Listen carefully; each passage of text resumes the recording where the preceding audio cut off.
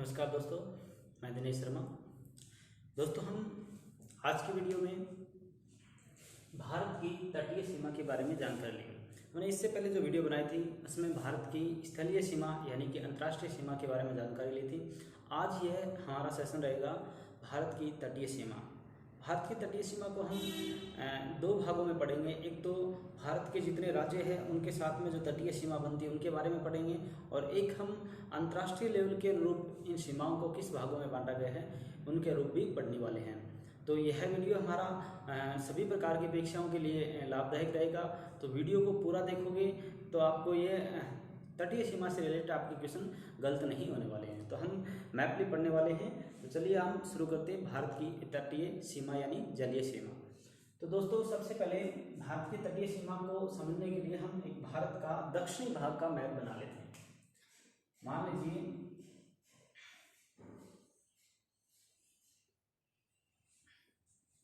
ये भारत का दक्षिणी भाग है।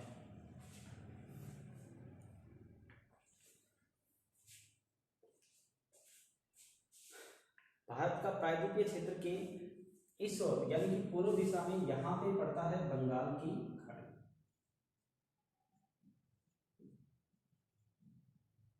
बंगाल की खाड़ी हम पहले पूरे क्षेत्र को समझेंगे, उसके बाद में हम जलीय सीमा को पढ़ेंगे। और इस दिशा में यानी कि आपकी पश्चिम दिशा में यहाँ पे पड़ता है अरब सागर। अरब सागर आप सभी को पता होगा, हाल ही में तूफान उठा हुआ है, तो वो कहाँ से, यही इसी वाले क्षेत्र से उठा हुआ है और ऐसे ही बढ़ता हुआ आगे जा रहा है। भारत को ये उत्तर पश्चिम क्षेत्र को पूरा यहाँ पर घिरे हुए हैं।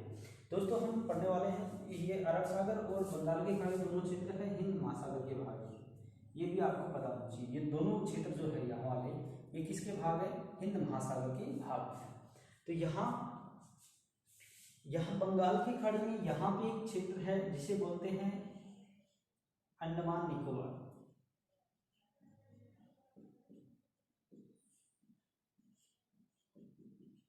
ये हमारा एक केंद्र शासित प्रदेश है, और इस दिशा में यहाँ पे है एक केंद्र शासित प्रदेश जिसे बोलते हैं लक्षद्वीप।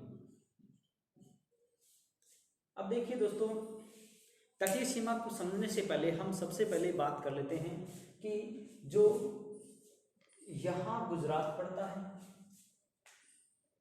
ये वाला जो भाग गुजरात का है, और यहाँ पे पड़ता है पश्चिम बंगाल राष्ट्र, पश्चिम बंगाल।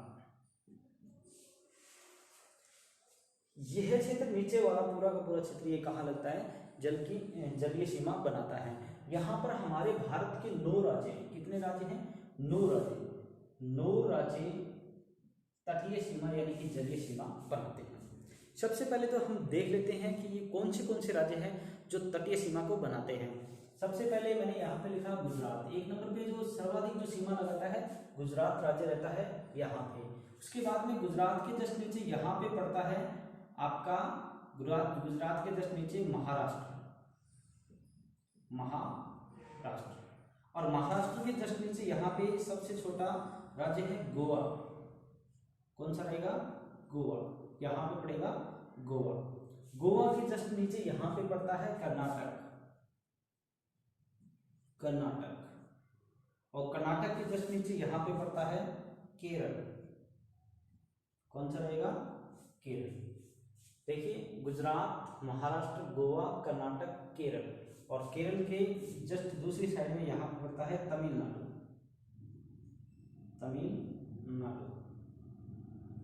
तमिलनाडु के जस्ट ऊपर जाओगे तो यहाँ पे पड़ेगा आंध्र प्रदेश। कौन सा रहेगा? आंध्र प्रदेश। आंध्र प्रदेश के जस्ट ऊपर जाओगे तो ओडिशा। कौन सा रहेगा? ओडिशा। ओडिशा के जस्ट ऊपर जाओगे तो यहाँ पे कौन सा आएगा? पश्चिम बंगाल आएगा। तो 1 2 3 4 5 6 7 8 9 राज्य ऐसे हैं जो भारत की तटीय सीमा बनाते यानी कि जलीय सीमा बनाते हैं। समुद्र के साथ में इनकी सीमा बनती है।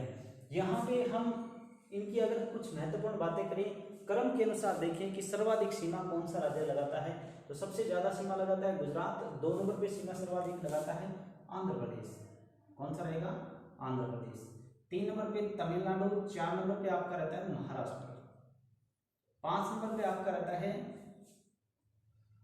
उड़ीसा, और 6 नंबर पे आपका रहता है कर्नाटक, और 7 पे केरल, और 8 पे पश्चिम बंगाल, और 9 पे रहेगा आपका गोवा। तो ये जो राज्य है क्रम से इस तरह से सीमा लगाते हैं। अब यहाँ पे कुछ बातें आती है, जिस तरह से सर्वाधिक सीमा में कितनी सर्वाधिक सीमा लगाता है, हमें सभी के लिए याद करने की वैसे जरूरी नहीं है, लेकिन फिर भी आपको बता दें कि सर्वाधिक जो सीमा है गुजरात जो सीमा लगाता है 1214 किलोमीटर सीमा लगाता है। 1214.50 किलोमीटर सीमा जो लगती है वो किसकी लगती है, गुजरात राज्य की सीमा लगती है। अगर सबसे कम की बात करें तो यहाँ पे गोवा राज्य रहता है 101 किलोमीटर सीमा बनाता है। सबसे कम सीमा बनाता है 101 किलोमीटर गोवा, और सबसे ज्यादा गुजरात लगाता है। अब यहाँ पे देखो, भारत के 9 तो राज्य क्या बनाते हैं, जलीय सीमा बनाते हैं, और 4 केंद्र शासित प्रदेश में बनाते हैं। 4 केंद्र शासित प्रदेश, 4 केंद्र शासित प्रदेश कौन से हैं? यहाँ पे सबसे पहले आपको पता है कि अंडमान निकोबार 1 पे हो गया, 2 नंबर पे लक्षद्वीप, और 3 नंबर पे यहाँ पे पड़ता है पुडुचेरी। कौन सा रहता है, पुडुचेरी, और 4 नंबर पे यहाँ पे पड़ता है दमन व दीव, दमन दीव। यानी कि 4 जो केंद्र शासित प्रदेश हैं जो आपकी जलीय सीमा से सीमा बनाते हैं। यहाँ पे अगर मैं बात करूँ सर्वाधिक की, तो अंडमान निकोबार सर्वाधिक सीमा बनाता है, 1962 किलोमीटर सीमा अंडमान निकोबार की लगती है, और सबसे कम जो सीमा लगती है 42.50 किलोमीटर वो दमन व दीव की लगती है, 42.50 किलोमीटर।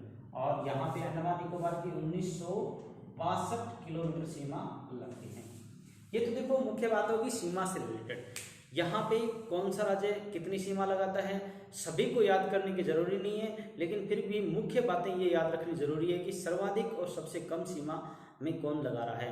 तो अगर आपने राज्यों की बात करें तो आपका गुजरात सर्वाधिक सीमा लगाता है, कितनी लगाएगा, तो आपके सामने 1214.50 किलोमीटर रहेगी, और सबसे कम कौन सा रहेगा, गोवा।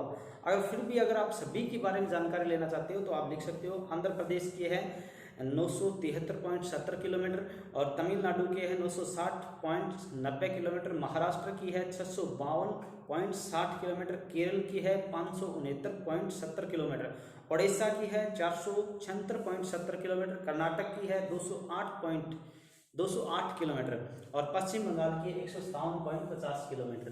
तो यहाँ पे ये सभी याद करने की वैसे जरूरत नहीं है, लेकिन फिर भी अगर आप लिखना चाहो तो लिख सकते हो। गुजरात सर्वाधिक और गोवा सबसे कम, और यहाँ पे ये रहेंगे।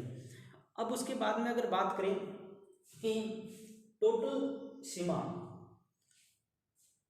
भारत की जलीय सीमा की कुल लंबाई कितनी, ये क्वेश्चन भी आपके साथ आ सकता है। तो 7516 किलोमीटर आपकी कुल लंबाई, कुल तटीय सीमा, कुल तटीय सीमा तो कितनी रहेगी आपकी 7516 किलोमीटर। ये तो है कुल तटीय सीमा भारत की।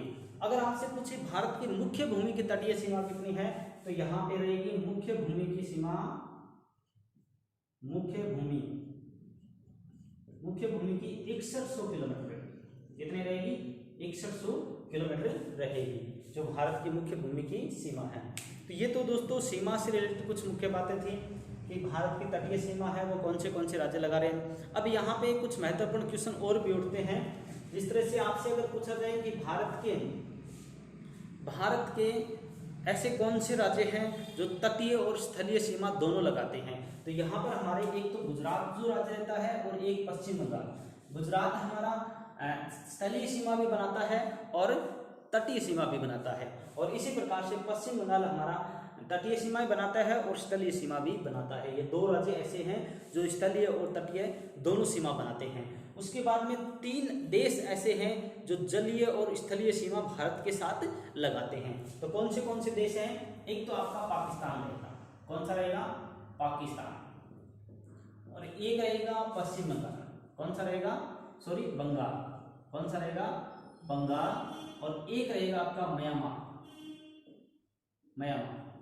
ये तीन जो देश है ना भारत के साथ में स्थलीय और जलीय दोनों सीमा लगाते हैं।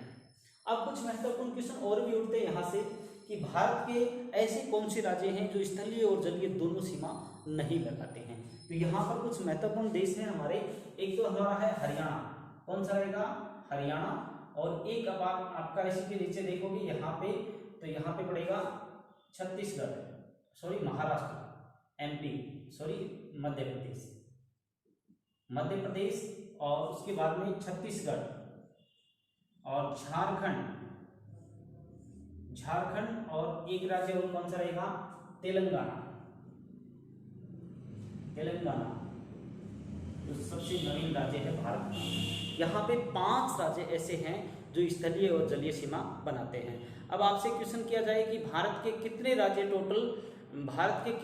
टोटल जलीय और स्थलीय सीमा बनाते हैं, तो यहाँ पर आपका क्वेश्चन क्या होगा, देखिए हमने पढ़ा था स्थलीय सीमा हमने कितने राज्य देखे थे, 16 राज्य थे। कितने राज्य थे, 16 राज्य थे। और स्थलीय जलीय सीमा में कितने हो गए, 9 राज्य। टोटल कितने राज्य हो गए, यहाँ पे देखोगे कितने आ रहे हैं, 25 राज्य आ रहे हैं। 25 राज्य स्थलीय और जलीय सीमा बनाते हैं क्या भारत के। ये क्वेश्चन गलत है, यहाँ पे थोड़ा सा समझने की जरूरत है, क्योंकि 16 क्या है स्थलीय सीमा और 9 क्या है जलीय सीमा।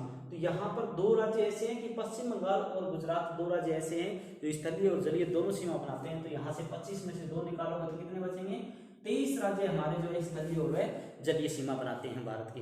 ये क्वेश्चन इंपॉर्टेंट रहता है। उसके बाद में अगर बात करें कि भारत के कितने राज्य जो ऐसे हैं जो स्थलीय और जलीय सीमा नहीं बनाते, तो 5 राज्य हमारे रहते हैं जो बचे हुए हैं, 4 यानी हरियाणा, मध्य प्रदेश, छत्तीसगढ़, झारखंड और तेलंगाना। ये राज्य स्थलीय और जलीय दोनों सीमा बनाते हैं।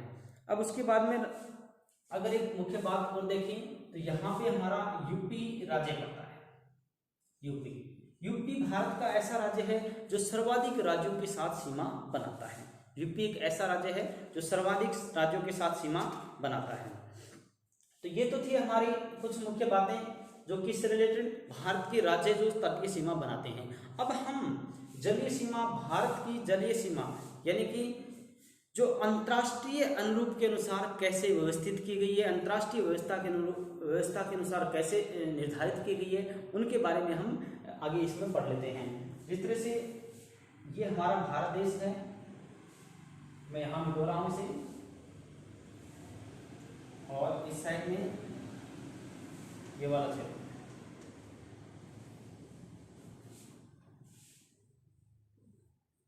ये आप सभी को पता है कि भारत की ये सीमा हो गई, और आगे क्या है, समुद्र है पूरा का पूरा।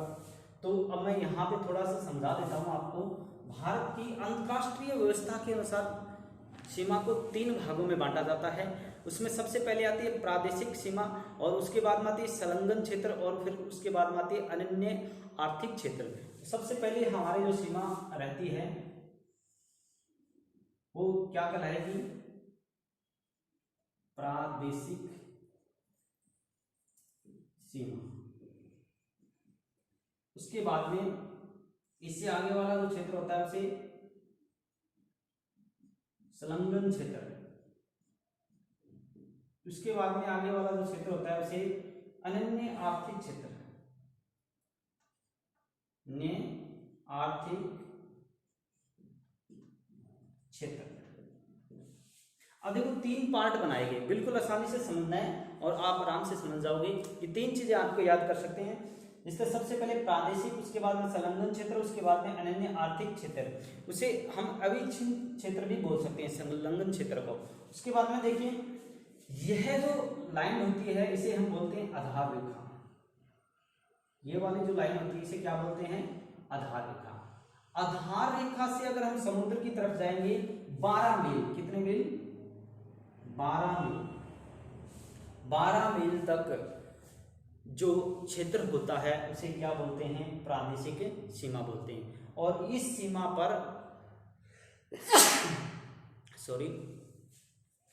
प्रादेशिक सीमा 12 मील तक, कहां से, आधार रेखा से, कहां से,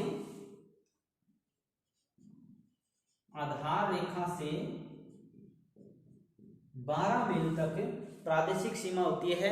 उस क्षेत्र में संपूर्ण अधिकार होता है भारत का। उस क्षेत्र में क्या होता है, संपूर्ण अधिकार होता है। प्रादेशिक सीमा में भारत का संपूर्ण अधिकार होता है, कुछ भी कर सकता है। उसके बाद में मैं अगर बात करूं 12 मील के आगे, 12 मील से 24 मील तक, कितने तक? 24 मील तक। 24 मील तक जो क्षेत्र होता है संलग्न क्षेत्र होता है। यहाँ पर साफ सफाई, सीमा वसूली, वित्तीय अधिकार भारत के पास रहता है। 24 मील तक ये चीजें भारत कर सकता है, यहाँ पर जो संलग्न क्षेत्र कहलाता है। अब उसके बाद में 24 मील से 200 मील, कितने मील तक? 200 मील तक। 200 मील तक भारत के पास सिर्फ और सिर्फ संसाधनों का दोहन करना, नए द्वीपों का निर्माण करना और अनुसंधान करने का अधिकार रहता है 200 मील तक।